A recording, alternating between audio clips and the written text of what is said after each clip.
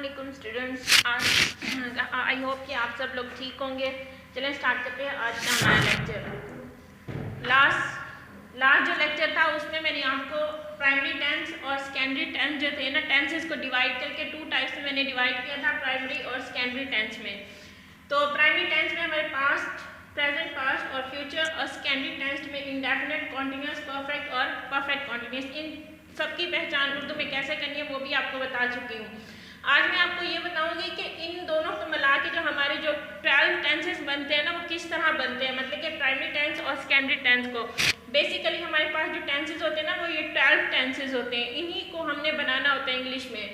तो उनको ईजी करके मैंने इसको टू टाइप्स में डिवाइड कर दिया था। आज मैं उनको आपके जो 12 नेम्स है ना, उसको आप लोग कैसे याद करोगे वो बताऊंगी।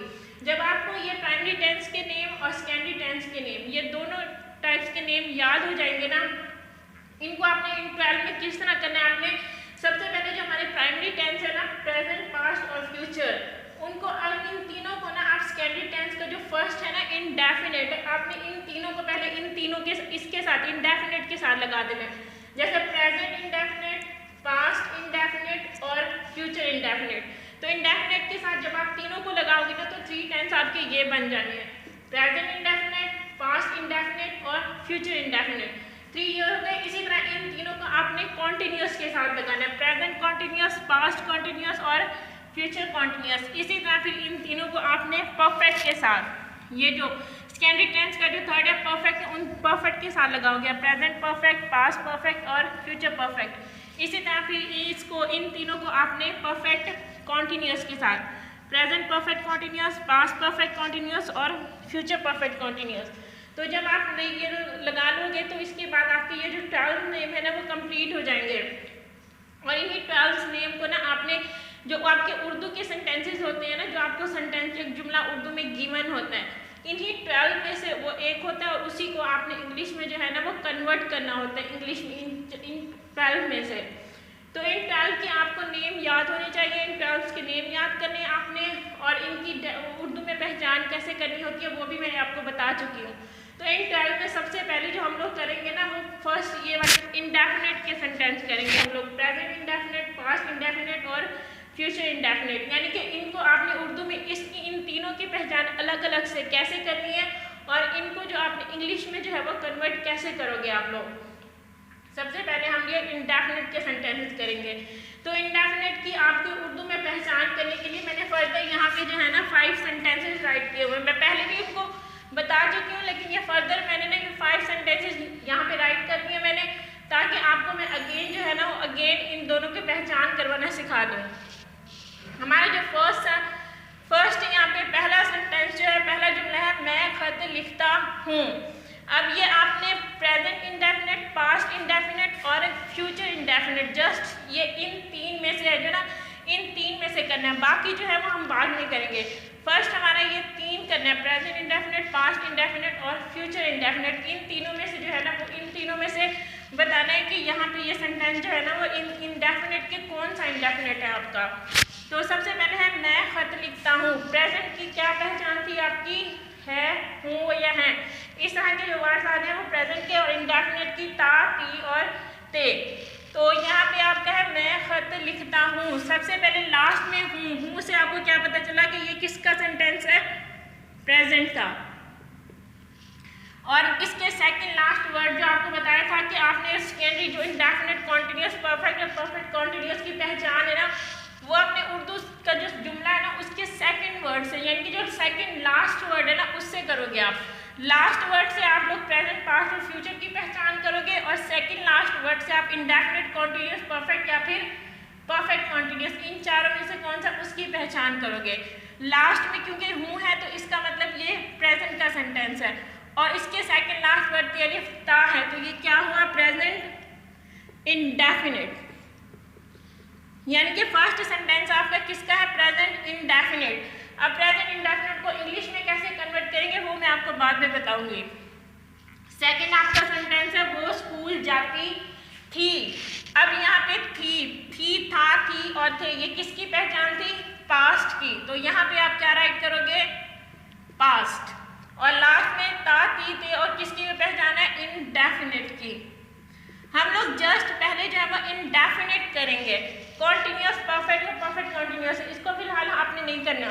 फर्स्ट हमारा जो टारगेट है वो है इंडेफिनिट सेंटेंसेस को करना। वो स्कूल जाती थी से पता चला ये पास्ट का है, और ताती थे इंडेफिनिट की पहचान, तो ये कौन सा बना, पास्ट इंडेफिनिट। थर्ड वाले सेंटेंस पे आ जाए तो वो बाजार जाते होंगे, यहाँ पे गागी गे से पता चला ये किसकी आप पहचान है, आपके फ्यूचर की, तो यहाँ पे आप राइट करोगे फ्यूचर, और ताती थे किसकी, इंडेफिनिट की। तो ये कौन सा सेंटेंस बन गया आपका, फ्यूचर इंडेफिनिट। अब फोर्थ वाले सेंटेंस में आ जाए। फोर्थ में अली मेरे घर आया। अब ये आया का वर्ड है, तो इसमें आपको कैसे पता चलेगा कि ये पास्ट का है, प्रेजेंट का है या फिर फ्यूचर का है, क्योंकि इसमें ना तो लास्ट में आपका है या फिर हूँ इस तरह का वर्ड है, और ना ही था थी थे है, ना गागी गे है। तो इस सेंटेंस में आपको किस तरह पता चलेगा कि ये सेंटेंस जो है वो पास्ट से है, प्रेजेंट से है या फिर फ्यूचर से है। तो इस तरह का जो भी सेंटेंस आपको आए ना, अली मेरे घर आया, तो इसको आप किस में करोगे, पास्ट में। लास्ट में अगर अलिफ छोटी है या फिर बड़ी है, इस तरह आपके वर्ड में जो सेंटेंस एंड होंगे ना, वो आपका किसका होगा, पास्ट का। और कैसे, मतलब कि वो अली मेरे घर आया, वो अभी तो नहीं आया होगा ना, इसका मतलब है वो पहले आया था, तो इसलिए आप इसको पास्ट इंडेफिनिट में करोगे। ये पास्ट इंडेफिनिट का सेंटेंस होगा आपके पास। इसी तरह उसने पानी पिया, अब इसका लास्ट वर्ड वो भी क्या है आपका, अलिफ, तो इसको भी आप किस में करोगे, पास्ट इंडेफिनिट में। तो इस तरह के सेंटेंसेस को आपने हमेशा पास्ट में जो है ना उसको करना है, उसको प्रेजेंट में नहीं करना, फ्यूचर में भी नहीं करना। तो इस तरह जो आपके सेंटेंसेस, उर्दू के सेंटेंसेस हैं, वो अगर अलिफ छोटी या फिर बड़ी है, इस तरह के वर्ड पे एंड होंगे ना, तो उसका मतलब ये है कि वो सेंटेंस है, वो जो काम उसने किया था या जो कुछ भी किया था ना उसने पास्ट में किया था, प्रेजेंट या फिर फ्यूचर में नहीं किया उसने। तो ये प्रेजेंट, पास्ट और फ्यूचर इंडेफिनिट की आपके पास पहचान हो गई है कि उर्दू में इसको किस तरह आपने पहचानना है। उसके बाद आपको ये बताना है मैंने कि आपको एक सेंटेंस उर्दू का जो है उसको इंग्लिश में कन्वर्ट करने के लिए ना आपको बेसिक कौन सी चीज़ों की जो है वो ज़रूरत होती है। तो एक उर्दू के सेंटेंस को इंग्लिश में कन्वर्ट करने के लिए, फॉर एग्जाम्पल यहाँ मैंने सेंटेंस राइट किया, मैं पानी पीता हूँ। अब इसको कन्वर्ट करना है, आई ड्रिंक वाटर। तो यहाँ पे ये कौन सी, मतलब कि किस चीज़ों की, किससे आपको पता चला कि ऐसी कौन सी चीज़ों की ज़रूरत होती है एक सेंटेंस को बनाने के लिए। तो जब आप उर्दू से इंग्लिश में सेंटेंस को कन्वर्ट करते हो ना, तो बेसिकली आपको ना 3 चीज़ों की ज़रूरत होती है, 4 चीज़ों की ज़रूरत होती है, बेसिक 3 और एक हेल्पिंग वर्ब भी इसमें 4th जो है वो इंक्लूड कर देते हैं हम लोग। तो बेसिक आपको ना 3 चीज़ों की ज़रूरत होती है, सब्जेक्ट की, ऑब्जेक्ट की या फिर और वर्ब की। सब्जेक्ट, ऑब्जेक्ट और वर्ब, ये 3 चीज़ें, अगर 3 चीज़ों से ना एक सेंटेंस जो है वो बनते हैं। यहाँ पे आई ड्रिंक वाटर, यहाँ पे जो आई है ना वो आपका क्या है, सब्जेक्ट, ड्रिंक आपका वर्ब और वाटर क्या है आपका ऑब्जेक्ट। यानी कि इस तरह एक सेंटेंस को जो है वो आप लोग इंग्लिश में जब कन्वर्ट करते हो ना, तो इसका मतलब ये कि आपको इन 3 जो चीज़ें ना, ये बेसिक 3 चीज़ें हैं, इनकी आपको ज़रूरत पड़ती है कि सेंटेंस को कन्वर्ट करें। अब ये सब्जेक्ट क्या चीज़ है, सब्जेक्ट यहाँ पे a person who done a work, subject कहते हैं उस शख्स को जिसने जो काम किया होता है, यानी कि वो एक आदमी है जो काम वो करता है ना, जो भी आदमी जो काम करता है उस पर्सन को जो है वो आप क्या कहते हो, सब्जेक्ट, यानी कि काम करने वाले को, जो शख्स काम करता है उसको आप कहोगे subject. A person who done a work, एक आदमी, शख्स जो कि काम करता हो। अब आपके पास इंग्लिश में जो है ना वो ये सब्जेक्ट्स हैं, यहाँ पे जितने भी सब्जेक्ट्स आते हैं ना, यूज़ होते हैं इंग्लिश के टेंसेस में, वो यहाँ पे राइट करनी है मैंने। इनके अलावा आपका कोई और सब्जेक्ट नहीं होगा, सब्जेक्ट में जस्ट ये वर्ड आ सकते हैं, इसके अलावा और कुछ भी नहीं होगा। फॉर एग्जाम्पल यहाँ पे I, we, you, they, he, she, it, single या फिर प्लूरल नेम। सिंगल कहते हैं एक को और प्लूरल कहते हैं एक से जो ज़्यादा नेम हो। तो ये आपके सब्जेक्ट हैं। इसमें मीन्स टू से कि सब्जेक्ट में आपके नाउन और प्रोनाउन यूज होते हैं। ये नेम अगर कोई आ जाए तो वो आपका नाउन होगा, क्योंकि नाउन किसको कहते हैं, नेम ऑफ पर्सन, प्लेस और थिंग। तो नाउन भी आ सकते हैं आपके, और दूसरे सेकंड आपके प्रोनाउन, यानी कि ऐसे वर्ड्स जो कि आप नाउन की जगह पे यूज करते हो। सब्जेक्ट में आपके जस्ट नाउन या फिर प्रोनाउन यूज होंगे, इसके अलावा और कोई सब्जेक्ट ऑब्जेक्ट नहीं होगा आपका। सेकंड में आपका ऑब्जेक्ट, ऑब्जेक्ट किसको कहते हैं, on which the work is done, यानी कि जो काम किया गया हो। एक तो ये सब्जेक्ट क्या था, काम करने वाला, अब उसने क्या काम किया वो आपका क्या होगा, ऑब्जेक्ट होगा। फॉर एग्जाम्पल यहाँ पे था मैं पानी पीता, उसमें मैं आई, जो मैं था प्रोनाउन था, वो काम कर रहा था, तो वो आपका क्या था, सब्जेक्ट। अब वो क्या काम कर रहा था, वो पानी पी रहा था, तो पानी आपका क्या होगा, ऑब्जेक्ट। तो वाटर आपका क्या था, ऑब्जेक्ट। यानी कि ऐसा काम, वो काम जो करने वाला जो काम करता है ना, यानी कि जो शख्स जो काम करेगा वो आपका क्या होगा, ऑब्जेक्ट। इसमें नेम ऑफ एनीथिंग और प्रोनाउन, इसमें प्रोनाउन भी आ सकते हैं आपके ऑब्जेक्ट में, और इसके किसी भी चीज़ का जो नाम है ना वो आ सकता है आपका ऑब्जेक्ट में। थर्ड है आपका शोज वर्ब। वर्ब किसको कहते हैं, वर्ब कहते हैं एक्शन को। जब आपका कोई भी एक्शन परफॉर्म होता है, एक्शन कहते हैं मूवमेंट। जब आपकी बॉडी कोई मूवमेंट करती है, कोई एक्शन करते हो, आप लोग कोई काम करते हो, तो उसको आप कहते हो वर्ब, शोज एन एक्शन, यानी कि कोई एक्शन को है उसको जाहिर करना, तो वो आपका वर्ब। अब पानी पीना, पीना जो है, पीने के लिए आप क्या, पीना जो है वो आपका एक्शन है, आप बॉडी मूव करते हो, उसमें एक एक्शन परफॉर्म करते हो, तो वो पीना आपका क्या होगा, वर्ब। तो वर्ब में आपके शोज एंड एक्शन, आपका एक्शन परफॉर्म होगा। अब वर्ब में आगे आपकी फॉर्म्स होती हैं, first form, second form, third form, और एक और भी, बेसिकली यहाँ पे 3 फॉर्म्स होती हैं आपकी, फर्स्ट, सेकंड और थर्ड। लेकिन इसके अलावा एक फोर्थ फॉर्म भी होती है जिसे हम लोग आईएनजी फॉर्म कहते हैं। तो ये 3 फॉर्म्स होती हैं, ये तीनों फॉर्म्स जो है वो आपके टेंस में जो है वो यूज़ होनी है। अब ये तीनों फॉर्म्स कहाँ पे यूज़ होनी है ये भी आपको बता देती हूँ। ये जो फर्स्ट और ये सेकंड फॉर्म है ना, ये आपकी हमेशा इनडेफिनेट के, ये जो सेंटेंसेस है ना इनडेफिनेट, इसमें यूज़ होंगी आपकी फर्स्ट फॉर्म और सेकंड फॉर्म। फर्स्ट फॉर्म इसमें प्रेजेंट और फ्यूचर के, जो प्रेजेंट और फ्यूचर इनडेफिनेट है ना, फर्स्ट फॉर्म इनमें यूज़ होती है हमेशा। इसके अलावा और इन 12 में से बाकी किसी में भी फर्स्ट फॉर्म जो है वो यूज़ नहीं होनी। फर्स्ट फॉर्म आपकी ऑलवेज प्रेजेंट इंडेफिनिट में होगी या फिर फ्यूचर इंडेफिनिट में, और सेकंड फॉर्म जो है वो आपकी कहाँ पे यूज़ होनी है, पास्ट इंडेफिनिट में। फर्स्ट फॉर्म आपकी फ्यूचर इंडेफिनिट और प्रेजेंट इंडेफिनिट में, और जो सेकंड फॉर्म आपकी है वो हमेशा पास्ट इंडेफिनिट में। आपकी जो सेकंड फॉर्म है ना वो हमेशा सिर्फ पास्ट इंडेफिनिट के अलावा इन 12 में ऐसा कोई सेंटेंस नहीं है, जिस टेंस नहीं है जहाँ पे ये आपकी सेकंड फॉर्म यूज़ होगी।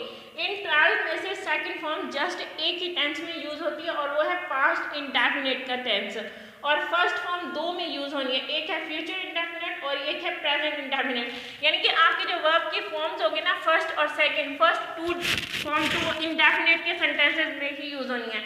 बाकी आगे बच जाती है आपकी थर्ड फॉर्म और फोर्थ फॉर्म। आपकी थर्ड फॉर्म जो है ना वो इसमें यूज़ होती है परफेक्ट वाले में, प्रेजेंट परफेक्ट हो, पास्ट परफेक्ट हो या फिर फ्यूचर परफेक्ट हो। आपकी थर्ड फॉर्म हमेशा किस में यूज़ होगी, परफेक्ट वाले सेंटेंसेस में, सॉरी परफेक्ट वाले टेंस में।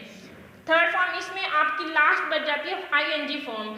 आईएनजी फॉर्म आपकी हमेशा कॉन्टिन्यूस वाले जो सेंटेंसेस होंगे ना उसमें यूज़ होनी है, यानी कि वो सिंपल कॉन्टिन्यूस के, प्रेजेंट कॉन्टिन्यूस, पास्ट ये सिंपल कॉन्टिन्यूस हो या फिर परफेक्ट कॉन्टिन्यूस हो।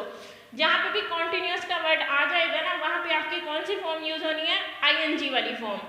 तो इस तरह ये फॉर्म्स का भी आपको बता दिया। फर्स्ट और सेकंड फॉर्म इंडेफिनिट में यूज़ होगी, थर्ड फॉर्म हमेशा परफेक्ट वाले सेंटेंसेस में यूज़ होगी, और जो फोर्थ फॉर्म है ना वो आपकी कॉन्टिन्यूस वाले सेंटेंसेस में होनी है यूज़। ये आपकी फॉर्म्स भी होगी। इसके बाद नेक्स्ट पे आ जाते हैं हेल्पिंग वर्ब आपके।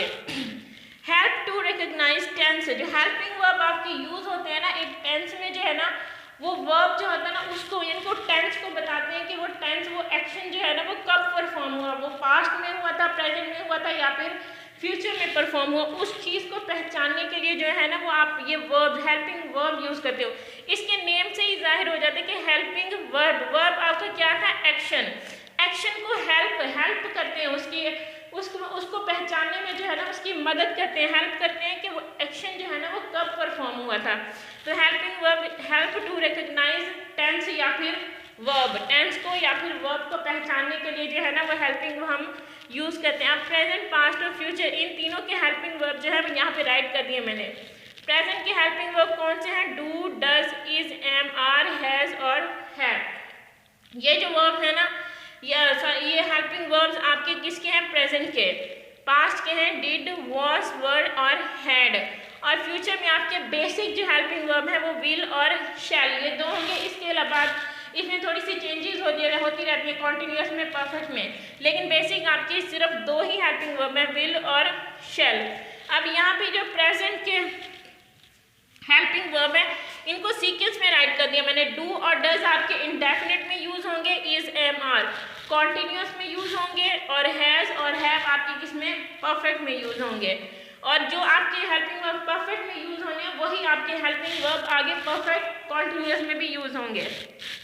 इसी तरह डिड आपके पास्ट इंडेफिनिट में, वॉज और वर पास्ट कॉन्टिन्यूस में, और हैड आपका पास्ट परफेक्ट में।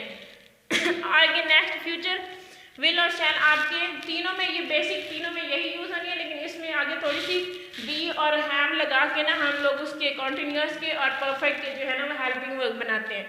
तो ये आपके हेल्पिंग वर्ब हो गए। अब आपको समझ आ गई होगी कि एक सेंटेंस को बनाने के लिए जो है ना वो हमें इन चार चीज़ों की ज़रूरत है। बेसिक ये तीन चीज़ें और एक हेल्पिंग वर्ब, ये तीनों जो है वो आपके इंडेफिनिट में यूज़ होती है। इंडेफिनिट के जस्ट पॉजिटिव जो सेंटेंसेस होते हैं ना वहाँ पे हेल्पिंग वर्ब की ज़रूरत नहीं होती। उसके अलावा बाकी सब में जो है वो आप हेल्पिंग वर्ब भी यूज़ करते हो एक सेंटेंस को इंग्लिश में कन्वर्ट करने के लिए। तो आई होप सो कि आपको जो है वो समझ आ गई होगी कि आपने एक उर्दू के सेंटेंस को जो है ना वो किस तरह जो है इंग्लिश में कन्वर्ट करना है, और इंग्लिश में कन्वर्ट करने के लिए आपको किन चीज़ों की ज़रूरत होती है उसको, और उनकी सीक्वेंस भी। सबसे पहले आप सब्जेक्ट, फिर वर्ब और फिर ऑब्जेक्ट। इसके अलावा भी और थोड़ी सी और चीज़ें होती हैं, लेकिन वो जैसे हम सेंटेंस बनाएंगे ना तो इंशाल्लाह उसमें आपको बता दूंगी कि वो चीज़ें जो है वो किस चीज़ से रिलेटेड है। लेकिन बेसिक आपको ये तीन चार चीज़ें जो है ना वो याद होनी चाहिए। और सबसे इम्पोर्टेंट है कि ये नेम जो है ना वो ये नेम आपको याद होने चाहिए। 12 सेंटेंस बनाने के लिए आपको ये नेम आने चाहिए। और उर्दू में इसकी पहचान आपको पता हो। एक जब सबसे पहला काम आपका पहचान करना, जब आपको पहचान होगी तो उसके बाद आपका सेंटेंस बनाना जो है वो इजी हो जाना है। आपको नेम याद हो, उर्दू में पहचान याद हो, फिर आप उसका जो मेथड है ना इंग्लिश में बनाने का वो फिर आप फर्दर करते जाओगे प्रैक्टिस, तो फिर आपको हो जाने है याद। आज के लिए बस इतना ही हमारा लेक्चर है। नेक्स्ट लेक्चर में इंशाल्लाह आगे फिर नेक्स्ट लेक्चर में आपको इन तीनों को जो है वो इंग्लिश में इनके सेंटेंसेस जो है ना उनको इंग्लिश में कन्वर्ट करना सिखाऊंगी इंडेफिनिट के, कि उन सेंटेंसेस उर्दू के सेंटेंसेस को हम लोग इंग्लिश में जो किस तरह कन्वर्ट करेंगे वो सेंटेंसेस राइट करके फिर बताने मैंने आपको। तब तक के लिए अल्लाह हाफिज़।